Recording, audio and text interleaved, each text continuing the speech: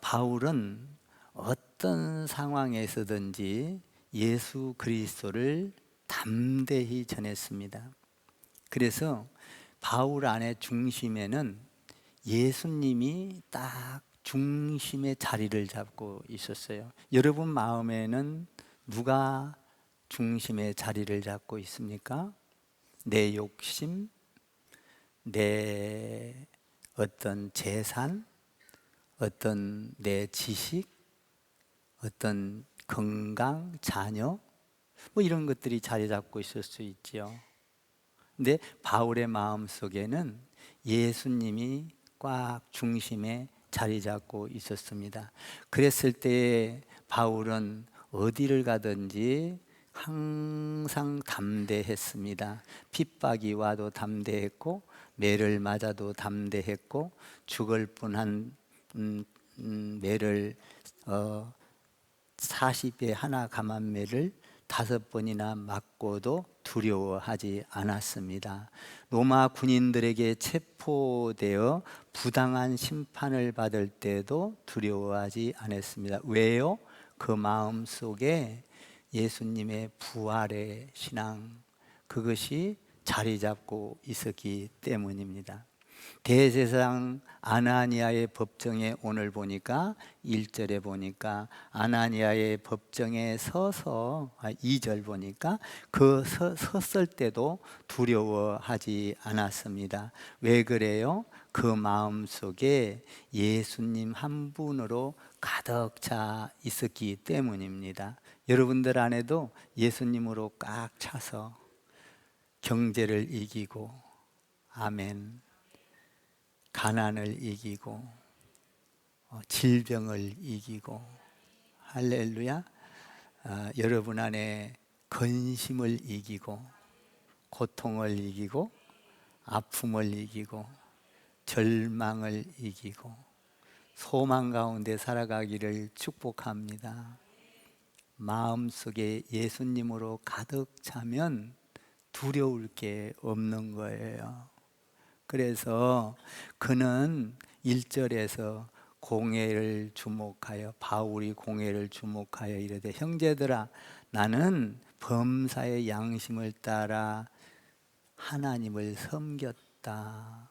양심을 따라 하나님을 섬겼다는 것은 어느 곳을 가든지 내가 구원받은 예수 그리스도의 십자가의 은혜, 부활을 항상 빼놓지 않고 전했다, 이 말이에요. 그러니까 바울이 가는 곳마다 복음이 전거된 거예요. 복음이라면 생명입니다. 생명이 전거된 거예요. 구원이 전거된 거예요. 영원한 나라가 전거된 거예요. 율법의 모든 문제를 해결하는 것이 전거된 거예요. 그러니까 바울은 이 예수님 복음을 만나고 나서 그 삶 자체가 복음이요, 생각이 복음이요, 마음이 복음이었어요. 그러니까 어디를 가든지 두려움이 없는 거예요. 왜냐하면 죽어도 살겠고, 할렐루야. 내가 지금까지 살아오면서 양심을 따라 하나님을 섬겼다, 이 율법을 다 이룬 복음을 전했다는 거예요. 담대하게 복음을 전했다, 부끄러워하지 아니했다. 여러분들은 예수를 믿으면서 부끄러운 일이 없습니까? 예수를 믿으면서 성경책을 가지고 다니고 찬송을 하고 예배를 드리고 기도를 하면서 여러분들 만나는 사람마다 예수 믿으세요 라고 만나는 사람마다 말하고 계십니까? 그렇지 않다면 부끄러운 삶인 것입니다. 내가 만난 예수, 나를 구원하신 예수, 이 세상에서 어떤 것과 비교할 수 없는 가장 보배롭고 값진 것, 그것을 자랑하지 않는다면 내가 보배를 갖고 있지 않는 것이죠. 우리가 좋은 것이 있으면 항상 자랑을 하는데, 바울은 율법을 다 공부하고 결과적으로 얻은 것이 뭐냐? 우리가 이야기했던 이 삼분부리지 전도, 십자가의 죽으심, 우리 인생을 완전히 뒤바꿔 놓는 이 놀라운 복음의 능력, 이 능력을 언제든지 전했다는 거예요. 그래서 어떤 어려움이 와도 고난이 와도 두려워하지 않았다, 담대하게 복음을 전했다라는 것입니다. 부끄럽지 않게 여겼다. 여러분들 신앙이 부끄럽지 않기를 주님의 이름으로 축원합니다. 양심을 따라 부끄럽지 않기를 바랍니다. 직장에서도 전하고 여러분들이 길거리 가다가도 혹 견할 수 있는 기회가 되면 서치는 사람이라 할지라도 예수 믿으세요. 다정한 목소리로 예수 믿으세요. 여러분들이 언어가 좋아질 것입니다. 부드러워질 것입니다. 사람에게 감동을 주게 될 것입니다. 우리가 예수 믿으세요 하면서 싸납게 할 사람은 없지 않아요? 믿으시면 아멘. 예수 믿으세요 이러겠어요? 예수 믿으면 축복을 받습니다. 예수 믿으면 천국을 갑니다. 당신의 인생이 달라집니다. 이 세상에 와서 가장 큰 축복을 받는 것은 예수 믿는 것입니다. 한번 제 말씀을 들어보시겠습니까? 항상 부끄럽지 않는 생활. 그래서 어디를 가든지 사도 바울은 어떤 상황이든지 감옥에 있다 할지라도 거기서 매를 맞는다 할지라도 상황만 만들어지면, 기회만 만들어지면 예수를 전했다라는 거예요. 예수를 전했다고 이야기를 하자 오늘 2절에서 대제사장 아나니아가 자존심이 꺾였습니다. 마음이 상했습니다. 율법을 네가 잘 알고 지금까지 배워왔고 너는 바리새인 중에 바리새인이요 율법 중에 율법을 잘 아는 사람이 어찌하여 복음이라고 말하면서 예수를 전하면서 복음이 증거됐고 네가 십자가를 전했고 부활을 전했느냐? 잘못됐다. 이거에 대해서 구약의 율법을 가지고 있던 아나니아 제사장이 마음이 상했습니다. 그래서 그 말씀이 전해올 때에 간증을 할 때 바울을 향하여 그 옆에 있는 사람을 에게 말을 전합니다. 야, 바울의 입을 쳐버려라. 입술을 다물게 해라. 말 못하게 하라 라고 말을 했던 거예요. 그런데 바울은 담대했습니다. 뭐라고 말했느냐? 율법을 잘 안다고 하면서 율법을 지킨다고 하는 대제사장이 이제 때는 제사장인지를 몰랐죠. 율법을 잘 안다고 하면서 이 복음을 전하는데 입을 치라고 하니까 바울이 뭐라고 하고 있느냐? 회칠한 담이요. 마치 어떤 거냐 하면은 이 묘지가 밖에는 잘 이렇게 다듬어져 있는데 안에는 시체가 있단 말이야. 회칠한 담이여 겉은 깨끗하나 속은 더럽도다. 너희는 율법을 지킨다고 하면서도 율법을 지키지 않는 너희들이여 하나님께서 너희의 입을 칠 것이다. 야, 바울 보면 대단한 것입니다. 바울은 복음을 안고 어떤 상황에 있든지 간에 두려움이 없었습니다. 이때 당시에 이렇게 하면 감옥에 들어가서 죽을지도 모르는데 회칠한 담이요 얼마나 조롱을 하며 얼마나 비웃으며 당신들은 겉머리로는 율법을 지킨다고 하면서 지키지도 못하면서 깨끗한 척 하면서 어찌 이렇게 빈말을 하느냐라고 꾸짖고 있는 것입니다. 그러면서 바울은 뭐라고 말하느냐? 하나님께서 너희 입을 칠 것이다. 너희가 내 입을 치는 것이 아니라 하나님께서 너희의 입을 칠 것이다. 이것을 보면 바울의 신앙 성깔은 대단했던 것 같아요. 이게 우리가 복음을 전할 때는 타협이 없습니다. 좋은 것은 좋은 것으로 전하면 되는 것입니다. 그래서 우리는 복음을 들 때 항상 기분이 좋아요. 어떤 일이 있어든지 이게 중지할 수가 없는 것이죠. 이 재판관 앞에서도 바울은 두려워하지 않았습니다. 권력도 두려워하지 않았습니다. 그 명령에 이렇게 두려워하지 않고 나는 지금 고난을 받는 것은 내가 예수 그리스도의 죽으심과 부활을 전하기 때문에 여러분에게 지금 공격을 받고 있는 것입니다. 이런 말을 한 거예요. 오늘 본문에 보니까 내가 지금 고난을 받는 것은, 공격을 받는 것은 내가 잘못해서가 아니라, 내가 지금 여기 재판관을 멸시해서가 아니라 예수님을 전하였기 때문에 내가 고난을 받고 있는 것입니다. 그러니까 사람들이 뭐라 하냐면, 야, 네가 지금 여기 제사장인지 모르냐? 제사장인지 모르고 너 제사장을 능욕하냐? 하고 옆에 사람들이 권위를 세우기 시작합니다. 제사장의 권위. 4절을 한번 읽어봐요. 4절을 읽어보세요. 시작. 곁에 선 사람들이 말하되 하나님의 대제사장을 내가 욕하느냐? 네가 어찌하여 제사장인데 제사장에게 그런 말을 할 수 있어? 그러니까 5절 6절에서 뭐라고 말하냐면 나는 제사장인지 몰랐다는 거예요. 형제들아, 바울이 이렇게 말합니다. 5절에 이르되 형제들아, 나는 그가 대제사장인 줄 알지 못하였노라. 기록하였으되, 거기는 뭐냐면 출애굽기에 있는 말씀이요, 너희 백성의 관리를 비방하지 말라 하였느니라. 위에 사람을 비방하거나 위에 사람을 능욕하거나 하지 말라고 율법에 되어 있는데 이렇게 되어 있지 않느냐? 어찌하여 했느냐? 나는 몰랐다. 그러면서 거기에 대해서 말을 하기를, 거기에 대해서 그 대제사장한테 돌을 던지고 따지고 잘못됐다고 말하는 것이 아니라, 오늘 바울은 상황을 딱 바꿉니다. 나는 몰랐다. 그러나 나는 복음을 전하다가 이런 고난을 당하고 있는 것이다. 내가 대제사장이 잘못했다는 것이 아니라 나는 복음을 전했을 뿐이다 라고 이야기를 하고 있는 것이죠. 죽으시고 부활하신 예수 그리스도, 5절 6절에 보면은, 마지막 부분에 보면은 죽은 자의 소망 곧 부활로 말미암아 내가 신문을 받고 있는 것이다. 부활 때문에 내가 이것 전하다가 지금 내가 신문을 받고 지금 재판을 받고 있는 것이다. 입장을 완전히 바꿔버리죠. 이게 뭔 말입니까?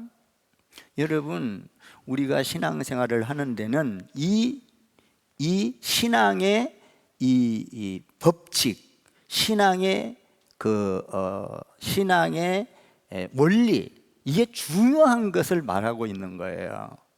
뭐냐면, 여러분 쉽게 설명을 하면 이거예요.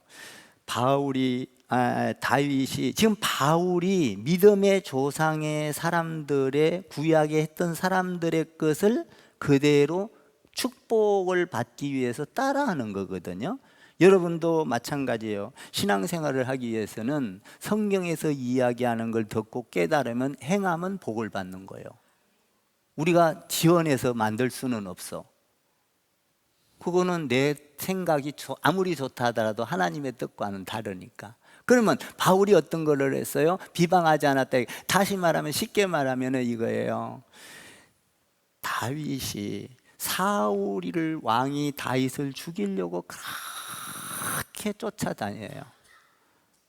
그래서 비방도 하고, 사울 왕이 다윗을 죽이려고. 그런데 사울 왕이 용변을 볼 때에 살짝 뒤에 가서 옷을 잘랐어요. 그리고 그 사울 왕을 보내줬으면 죽이지 않았습니다. 그리고 나서 사울 왕이여 뒷꼭지에다 대고, 내가 기름 부은 왕의 옷자락을 잘랐습니다.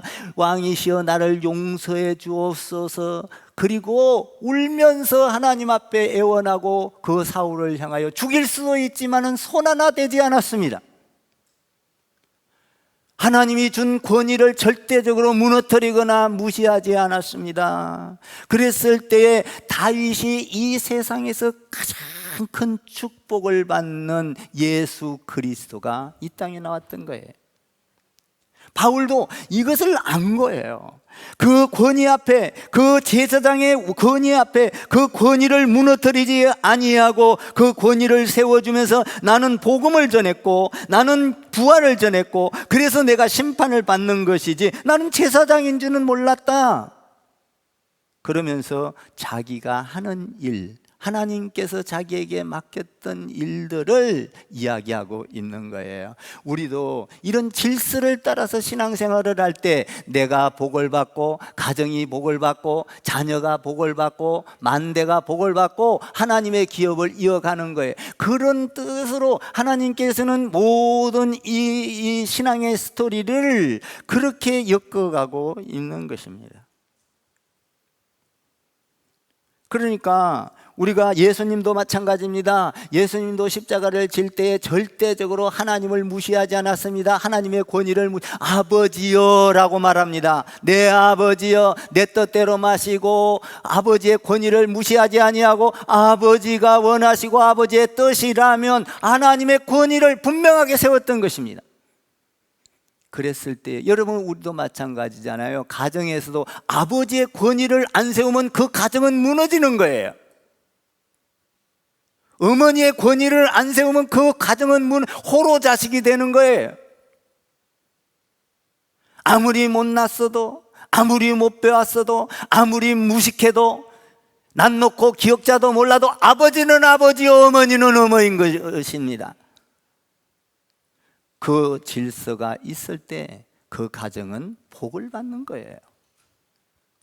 하나님은 질서의 하나님이라. 여러분, 하나님으로부터 올 때에 이 바울은 그것을 알고 지금 그 권위를 무시하지 아니하고 다윗처럼 그렇게 하나님 안에서 그 대제사장에 대한 이야기를 하지 아니하고 뭐라고 하느냐, 부활. 나는 지금 내가 이렇게 고난을 받는 것은, 내가 이야기하고 있는 것은 예수님께서 십자가에 죽으시고 부활하신 것을 내가 전함으로 내가 이렇게 고난을 받고 있는 것이다 라고 말을 하고 있는 것입니다.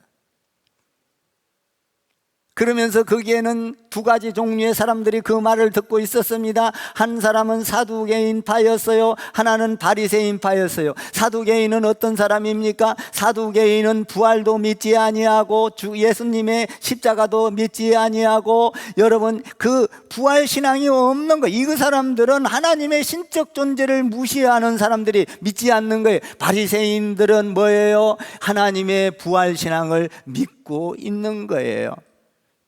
그래서 사두개인들과 다툼이, 그 말을, 부활을 전하니까 사두개인들은 부활이 없다고 말을 하고 바리새인들은 아니다, 부활이 있다 이렇게 믿으니까 바울이 뭐라고 합니까? 우리 아버지 때서부터 믿던 그 부활의 신앙, 나도 그 부활을 전했다 라고 이야기를 하고 있는 것입니다. 대제사장에 대해서는 항의를 하지 않습니다. 대제사장에서는 따지지도 않습니다. 지금 이야기하고 있는 것은 자기는 오직 복음을 위하여 권위에 도전하는 것이 아니라 나는 복음을 전하고 있었을 뿐이다. 여러분 안에 복음이 있으면 모든 문제가 해결됩니다. 복음이 들어오면 해결이 돼요. 이게 오늘 여기 보면 복음이 있으면 여러분 모든 두려움이 사라집니다. 그러니까 바울이 신문을 받아도 고난을 당하도 40에 하나 감한매를 맞아도 강의 위협과 도덕의 어떤 위협이 와도 부활의 신앙, 예수 그리스도가 마음에 자리 잡고 있기 때문에 물을 건너가고 강을 건너가도 두려움이 없는 거예요. 감옥에 가도 두려움이 없는 거예요. 그러니까 바울은 복음으로 꽉 차 있었던 것이죠. 응? 그래서 그러면서 자기들끼리 싸우는 거예요. 이제 해결하려고 아니라 바리새파와 뭡니까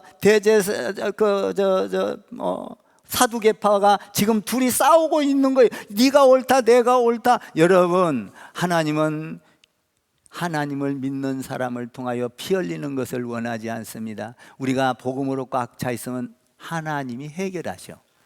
모든 문제를 하나님이 해결하셔. 아멘.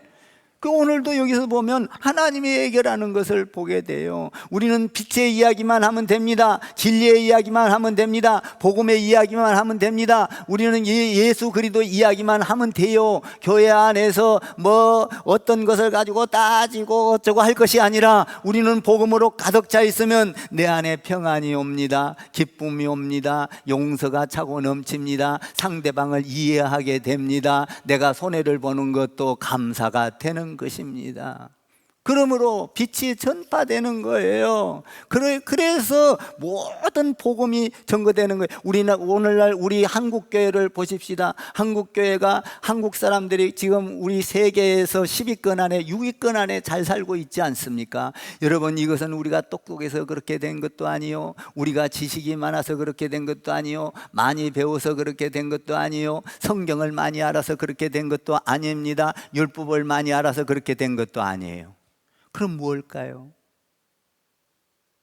여러분, 우리나라가 이렇게 잘된 이유는 이 나라에 선교사가 들어와서 복음을 전하다 순교하고 우리 조상들이 여기에서 예수를 믿다가 순교하여 순교의 열매, 순교에는 반드시 열매가 있는 줄 믿습니다. 순교에는 복음의 꽃이 피게 되어 있는 거예요. 그래서 복음이 들어와서 순교의 결과로 우리나라가 지금 세계 가운데서 이렇게 가장 적은 나라, 가장 비참했던 나라, 세계에서 제일 못 사는 꼴찌의 나라가 이렇게 잘 사는 이유는 뭡니까? 복음이 들어와서 순교의 열매를 맺고 있는 거예요. 그러니까 우리가 신앙생활을 하는 것은 뭐냐? 교회 안에서 아무것도 아닌 것 같지만은 내가 하나님 안에서 십자가를 지고, 이게 순교죠. 여러분들이 예배를 어려워도 드리고, 할렐루야, 이런 것들이 전부 다 순교의 결과로 오는 거예요. 순교할 때는, 우리가 희생할 때는 환영받지 못합니다. 순교할 때는 사람들이 영웅으로 보지 않습니다. 박수를 쳐주지 않습니다. 그러나 하나님은 그 순교의 믿음을 보시고 열매를 맺어가시고 꽃을 피우시고 세계에서 가장 많은 십자가의 꽃을 피우는 대한민국을 만들었듯이, 할렐루야, 하나님은 여러분의 신앙을, 순교의 신앙을, 하나님으로 꽉 차 있는 신앙을 보고 계신다, 이 말입니다.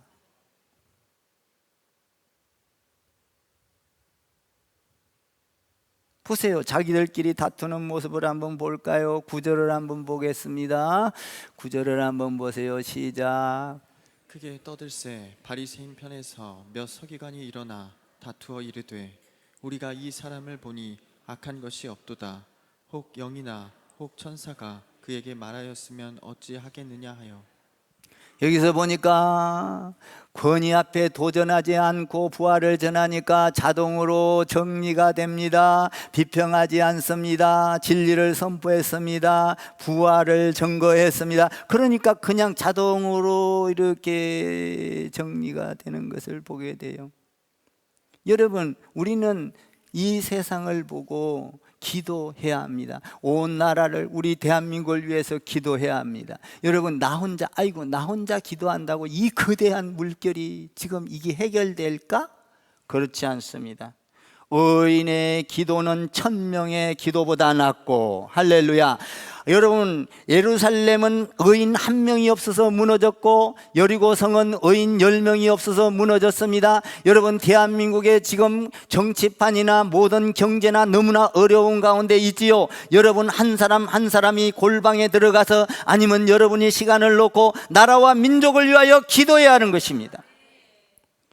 기도할 때 여러분들의 기도는 하늘에 상달되고 이 나라는 정치적으로, 경제적으로, 군사적으로, 외교적으로 전부 다 안정이 돼갈 줄 믿습니다. 한 사람의 기도가 아무것도 아닌 게 아니에요. 한 사람의 기도, 저는 이 나라가 이렇게 혼란이 오기 전에 기도하라는 메시지를 듣고 그때 100일 동안 기도할 때 그 소리를 듣고 오늘날까지 하루도 빼놓지 않고 나라를 위해서 기도하고 있어요. 하루에도 엎드리면 무조건 나라와 민족을 위하여 기도합니다. 왜냐하면 하나님께서 우리의 기도가 한 사람의 기도라 할지라도, 우리 성도들의 적은 이 공간에 있는 기도라 할지라도 하나님께서는 들어주시고 이 나라를 고쳐주시고 이 나라를 치유해 주시고 이 나라를 회복시켜 주실 것을 믿습니다. 그래서 여러분, 대통령 선거할 때도 기도하세요. 하나님의 나라, 이 나라가 하나님의, 오늘도 기도를 잘합디다. 뭐냐 하면은 뭡니까? 우리 하나님 안에서 창조의 질서를 깨뜨릴, 여러분 뭡니까? 동성연애랄지, 여러분 차별금지법이랄지, 그런 것들이 들어오면 여러분 교회는 무너지고 문을 닫게 돼요. 교회가 문을 닫고 무너지면 여러분, 나라가 무너지는 거예요. 교회가 들어와서 순교가 일어났기 때문에 교회가 부강하고, 여러분, 교회가 들어와서 병원이 생기고 학교가 생기고 어려운 사람들을 돕고 이러지 않았습니까?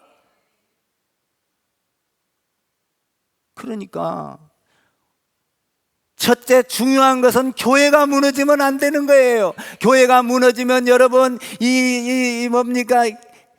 그 감방 가는 곳이 뭐예요? 유치장. 이걸 엄청나게 많이 지어도 안 돼요. 교회 안에서 다 개화가 되는 것이고 회개가 되는 것이고 나쁜 사람이 좋은 사람으로 변하는 것이고. 아멘. 교회가 복음이라는 게 떠나가면 안 되는 거예요. 우리가 솔직한 얘기로 코로나 왔을 때 얼마나 서러움을 많이 당했습니까? 교회에 못 나오게 하고 감시하고, 교회에 나와서 구청에 시청에 나와서 예배 못 드리게 하고. 여러분, 우리는 기도해야 합니다. 기도할 때 한 사람의 기도가 여러분 예루살렘을 무너뜨리지 않게 될 줄 믿습니다. 한 사람의 기도가 중요한 거예요. 한 사람 한 사람의 기도가 살아 움직일 때에 하나님의 능력이 나타나게 되는 것이죠. 우리가 나 한 사람이 기도했다고 뭐가 이루어질까? 그게 아니라는 거예요. 한 사람이 없어서 한 나라가 망하기도 합니다. 우리는 어떻게 하든지 간에 우리는 기도하면서 하나님으로 무장돼서 사람들이 듣든지 말든지 안 듣든지 도망가든지, 여러분, 우리는 그런 거 상관없이 예수 그리스도 복음을 전해야 되고 구원의 소식을 전해야 되고 하나님 안에서 이 예수로 내 가슴 속에 꽉 차 있어야 될 줄 믿습니다. 바울이 지금 그랬다는 거예요. 바울이 꽉 차 있었던 거예요. 여러분, 우리가 하나님 안에서 병들어도 복음을 전할 수 있습니다. 내 연약한 걸 통하여 하나님 기도하면 네 하나님을 만나고, 하나님 안에서 내 연약한 걸 통하여 복음을, 그 죽음 앞에 무릎 꿇지 않고 복음을 이겨나갈 때, 복음으로 승리할 때 복음이 전거되는 거잖아요. 여러분 부자가 되십시오. 여러분, 복음으로 꽉 차지 않는 인생은 부자가 됐을 때 나는 이걸 갖고 어떻게 살까, 행복하게 살까, 내 자식만을 위하여 어떻게 하면은 폼내게 살까, 이렇게 생각을 하지만 복음으로 꽉 차면 부자가 됐을 때 이 돈을 가지고 하나님의 영광을 어떻게 드러낼까, 하나님의 나라를 어떻게 세워갈까, 자손만대로 주의 나라가 세워지게 할 이 놀라운 역사가 일어나는 거예요. 여러분, 복음으로 꽉 찬 인생은 건강할 때도 축복입니다. 내 건강을 통하여 하나님께서 나를 어떻게 쓰실까? 병들어도 하나님 앞에 나와 내 병들었습니다, 주님 앞에 고쳐주시오 하고 무릎을 꿇을 때 그것은 복된 인생인 거예요. 병이 들었던 건강하던 가난하던 부자가 되던 예수로 꽉 찬 인생, 이것이 바울의 인생이었다 이 말이에요. 저와 여러분도 그런 인생이 되기를 주님의 이름으로 축원을 드립니다. 그랬더니 10절에서 천부장이 뭐라고 합니까? 바울이 얻어맞아 찢길까봐, 그리고 군인을 명령하여서 그를 빼앗아 내가지고 영 안으로 모셔드렸더라. 여러분, 하나님 안에서, 하나님은 복음으로 꽉 찬 인생을 절대로 절망으로, 죽음으로, 낭떠러지로 내밀어치지 않습니다. 하나님은 그 상황에서 건져내 주시는 분인 것을 믿으시기 바랍니다. 우리는 하나님께서는 이렇게 건져내 주시는 거예요. 우리가 참 믿음을 가진 사람은 교회에 와서 찬송을 하고, 여러분, 우리가 어떤 예배를 드리고 기도를 한다 할지라도 만약에 우리가 예수로 꽉 차 있지 않다면 그는 가짜요. 그는 능력이 나타나지 않는 거예요. 우리는 예배하면서 찬송하면서 예수 복음으로 꽉 차 있는 인생이 되어야 될 줄 믿습니다. 이것이 차 있으면 두려움이 사라집니다. 담대하라. 오늘 그것이 차 있으니까 예수님이 바울에게 찾아와서 얼마나 큰 위로를 해주는지 몰라요. 그 위로의 답이 11절에 있어요. 이 위로가 여러분의 위로가 되기를 주님의 이름으로 축원합니다. 11절 읽어봐요. 이런 엄청난 위로를 주는 거예요, 바울에게. 그날 밤에 예수께서 찾아왔다는 거예요. 11절 읽어봐요. 시작. 그날 밤에 주께서 바울 곁에 서서 이르시되 담대하라 내가 예루살렘에서 나의 일을 증언한 것 같이 로마에서도 증언하여야 하리라 하시니라. 그날 밤에 주께서 바울 곁에 서서 찾아왔다는 것이죠. 여러분, 우리가 신앙생활을 하면서 예수로 차 있으면 여러분, 우리가 예수를 찾아간 것이 아니에요. 예수님께서 찾아왔다. 우리가 병에 걸려서 병원에 있을 때도 신방 가서 찾아가면 위로가 되는 거잖아요. 예수님이 하나님의 아들을 그 영광된 자리에서 버리고 우리에게 찾아오셨다. 바울이 그렇게 고난 중에 있을 때 찾아오셨다. 여러분, 우리가 지식이 있어서 신앙생활을 잘하는 것도 아니고 능력이 있어서 하는 것도 아니고 율법을 많이 알아서도 아니고 예수님 안에 있으면 예수님이 우리 가운데 찾아오셨다는 것입니다. 찾아오셨다. 여러분, 똑똑해서 하나님이 찾아왔습니까? 아니에요. 하나님이 예수로 차 있는 인생 찾아오셨다. 찾아와서 뭐라고 말합니까? 두 가지 말을 하는 거예요. 바울아, 담대하라. 두려워하지 말라. 너에게 어떤 일이 있어도 두려워하지 말라. 야, 하나님이 두려워하지 말라는 말에 얼마나 위로를 받았을까. 병들었어도 두려워하지 말라. 너가 망했어도 두려워하지 말라. 하나님을 믿으니 또 나를 믿어라. 하나님은 온 세계를 만드신 분이다. 너를 죽은 자 가운데서 살릴 수 있는 분이다. 두려워하지 말라. 여러분, 예수님이 찾아와서 두려워하지 말라는 거예요. 여러분, 우리는 신앙생활할 때 여러분, 실제적으로 신앙은요, 실체가 있어야 돼요. 여러분들 예수 믿으면서요, 실체가 없이 도덕적으로 믿고, 여러분들이 뭐 지식으로 믿고, 여러분들이 신앙생활할 때 내 어떤 전통으로 믿고 다 허수아비인 거예요. 신앙은요, 실체가 있어야 합니다. 실체라는 것이 뭐예요? 여러분, 이 실체라는 것은 예수님을 만나는 거예요. 만나야만 거기에서 해결을 받을 수 있는 거예요. 여러분들 도덕적으로 예수 믿는다고 도덕 지키면서 여러분 도덕으로는 천국을 갈 수가 없습니다. 도덕으로는 여러분 예수님을 만날 수가 없어요. 어떤 사람은 도덕적으로 고상한 척하고 조금만 뭔가 빗나간 이야기를 하거나 조금 자기 마음에 안 들면 요래 따지고 저래 따지고 네가 이래서 되겠느냐 저래서 되겠느냐. 여러분, 그 도덕 갖고는 하나님의 일을 할 수가 없는 거예요. 여러분, 주님을 만나면 그 도덕은 저 밑에 땅과 같은 것이고 하나님을 만나면 하늘과 같은 것이고 도덕과 하나님을 만나는 것은 하늘과 땅 차이인 것입니다. 여러분, 우리가 하나님을 만나면 도덕 그것은 종교에 불과한 것이고 여러분 그것은 썩어 자빠져 없어질 것이고 하나님을 만난 사람은 생명이 있는 것이요 구원이 있는 것이요 영생이 있는 것이요 도덕을 다스릴 수 있는 능력이 있는 것입니다. 죄송해요. 제가 오전에도 설교를 하고 났더니 다음에 찬송을 못 하겠더라고. 힘이 없어서. 옛날 같지 않아 나도.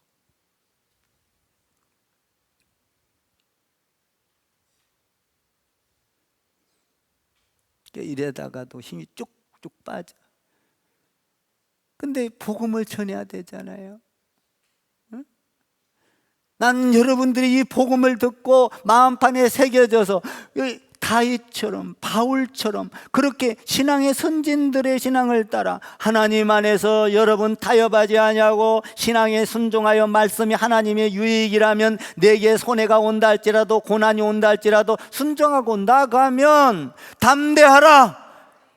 그리고 두 가지를 이야기해 줘요. 담대하라. 그 11절에서 뭐를 이야기해 주고 있어요? 한번 더 봐봐요. 한 가지 더 이야기해 주는데 11절에서 뭐라고 있어요? 네가 예루살렘 한번 읽어봐. 11절을 다시 시작.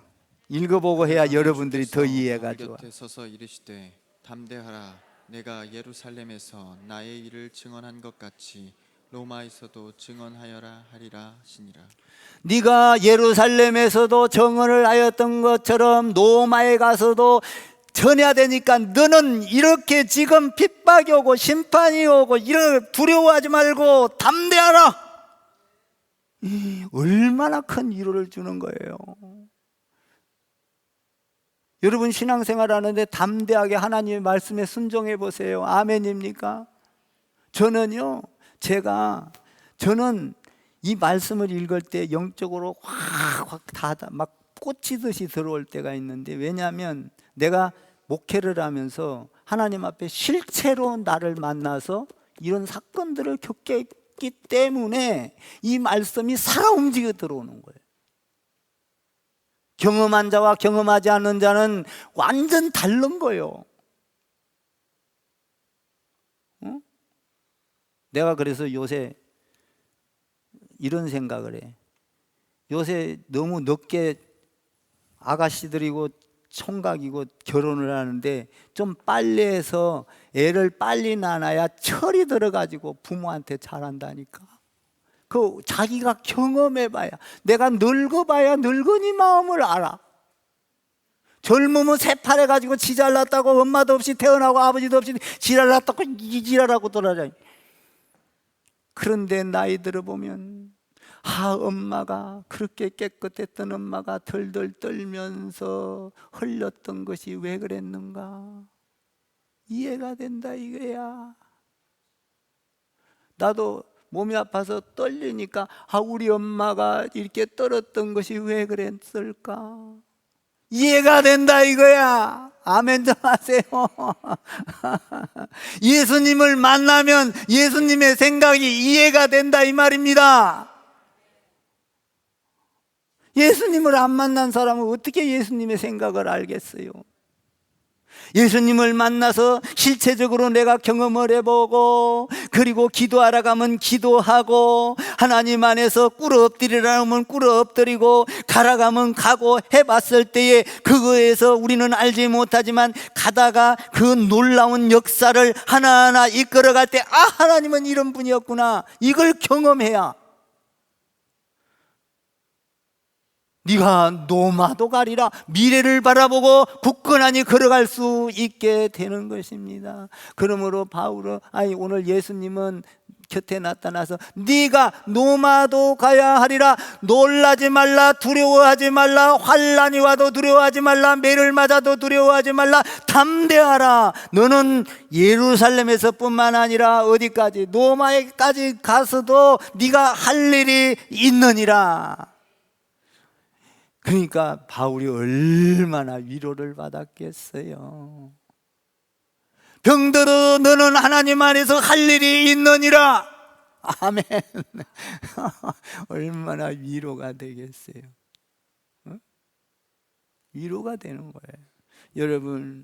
여러분이 주님을 만나 위로받는 인생이 되시고, 두려워하지 않는 인생이 되시고, 죽어도 살겠고, 아멘, 부활의 신앙을 가져서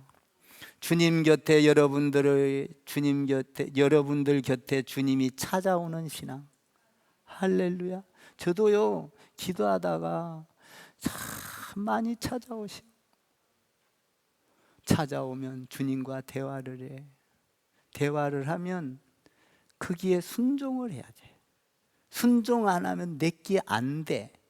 저는 목회하면서 수없이 겪었잖아요. 와가지고 딱 하면 순종해서 하는 거야. 그럼 나한테 엄청난 손해가 와도 하는 거야.